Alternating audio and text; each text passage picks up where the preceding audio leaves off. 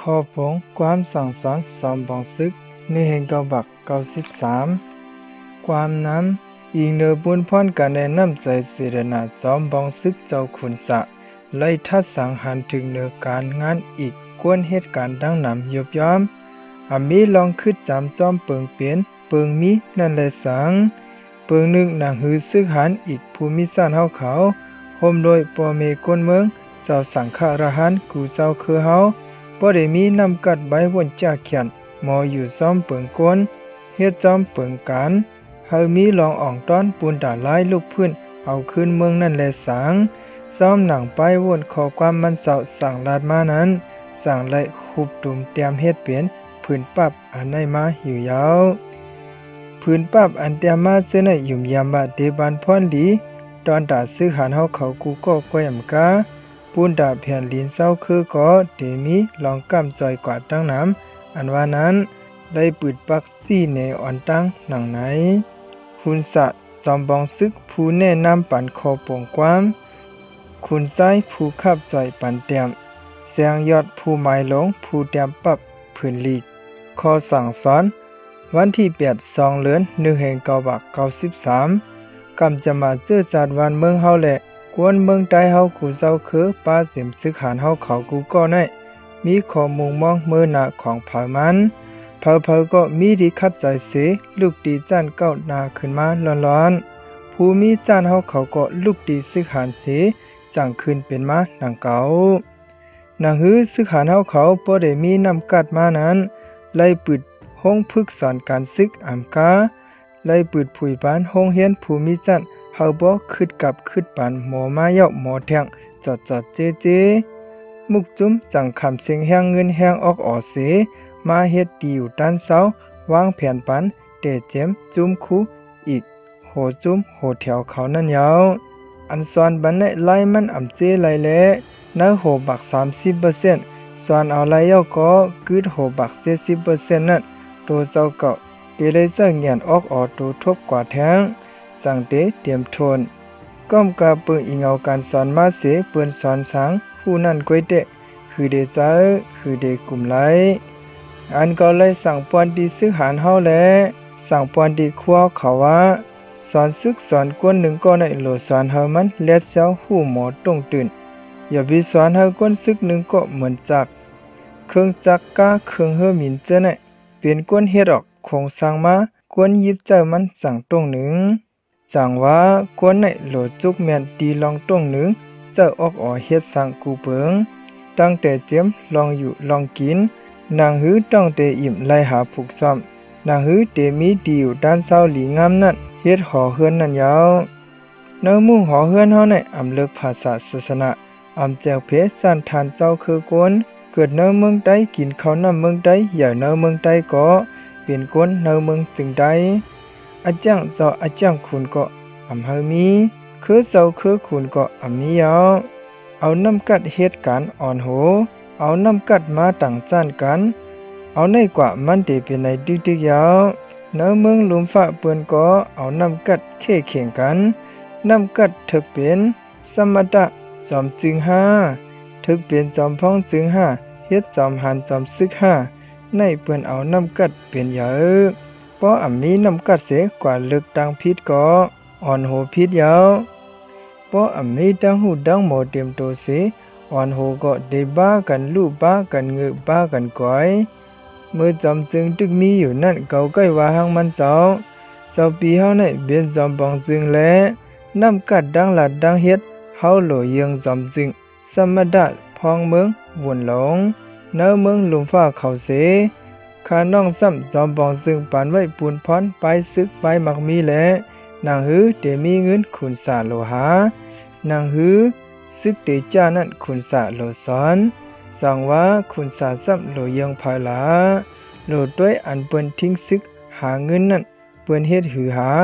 เฮ็ดหือสอนนั่นนายาวเมื่อเหลียวเก่าซ้ำลัดในขวานเมืองในโลเยืองภายหลา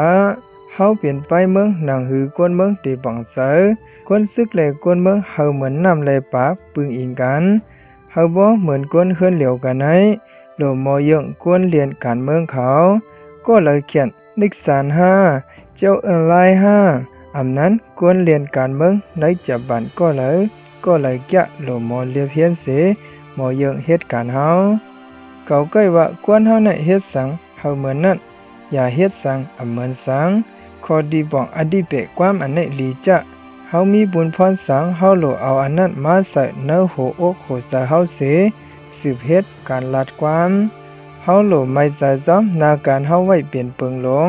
ด้วยลักษณะไล่เฮ็ดลองลีเยืองเสเยืองในเฮ็ดหือเตรียมเยืองไล่ละเยืองไล่กว่าเตว่าอาจารย์เก่าหลงอาจารย์มันหลงปอได้ลัดความซึ่งไหนเดะเตเย็นเป็นกวนตือกวนงับ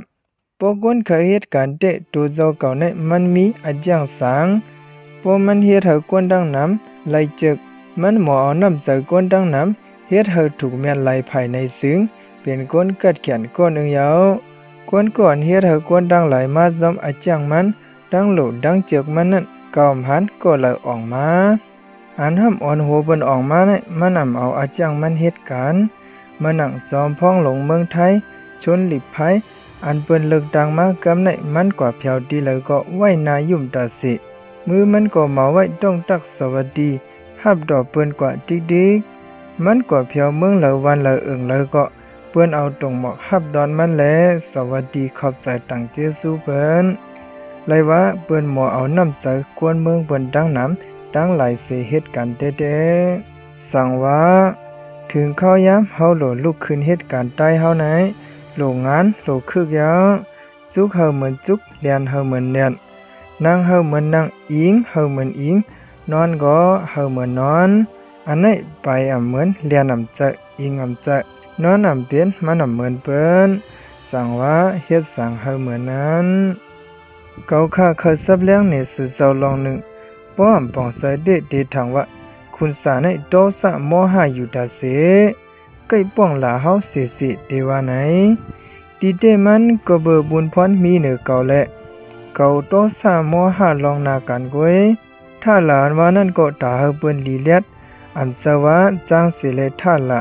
ลองว่าโตสะมอหาในก็เกี่ยวดังกันสุนโตคุณสาเสโตสะต่อเปิ้นมีใจอันใกล้ป้องหลาในหนึ่งก็เบอบุญพรมีวันเหตุการณ์ไรลองและป้องหลา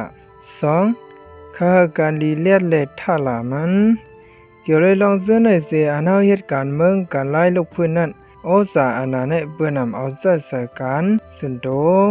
บ่เจอก่อนในนาการเมืองนังดึกเฮามันเปเฮ็ดเฮามันเยาไรในนั้นเป็นข้อปงอาณายาวกอบไหนโอสาอาณาในเปิ้นนำเอาใจในกัดซาเอาใจดอกพี่น้องลูกเมเกี่ยวด้วยการเบิงกวนเสเก่าคาก็ได้สั่งสอนว่าเฮ็ดสั่งเฮาเหมือนนั้นสั่งเตเมียนเมื่อนังการศึกษาเปิ้นได้เฮาโหลหมอคัดไอเกเปิ้นโดยนาหูดาเฮเปิ้น2หมอลำหิวนำกัดเปิ้นที่เฮาลัดความในบ่จุกแม่นเอ็นอ่านเฮาให้ถึงตีไลจักหมาย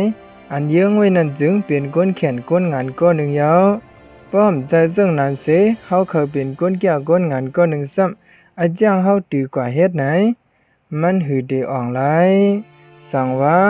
โลเอาอาจารย์ตือเฮาเฮ็ดการศึกษาละต่อเปิ้นให้ข้อจื้อเสียงจื้อข้อลีเสียงใจ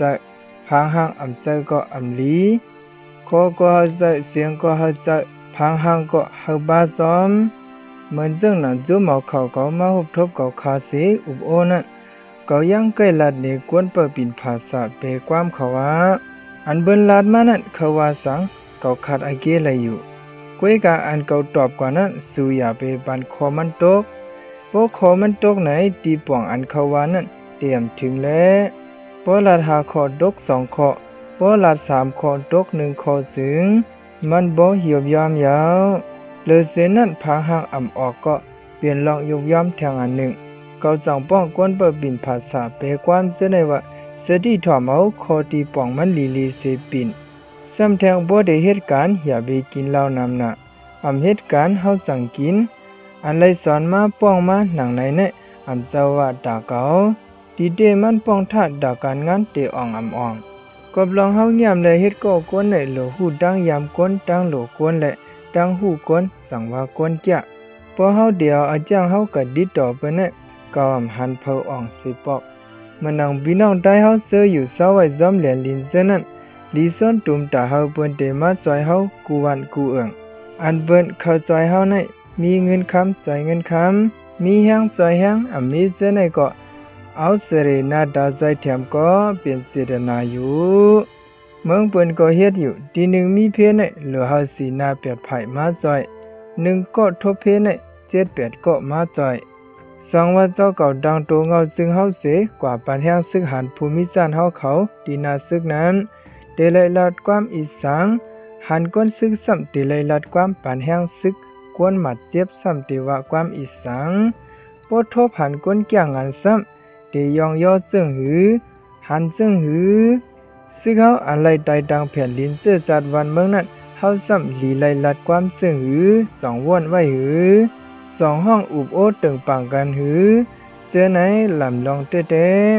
ซ้ำหนังไลหันในทีวีอันเข้ากว่าบันแห้งและถ่ายเอามานั่นตีความตรงตักว่าสู้เจ้าอยู่หยับได้ค่ะนอทุกขะได้ค่ะนอในว่า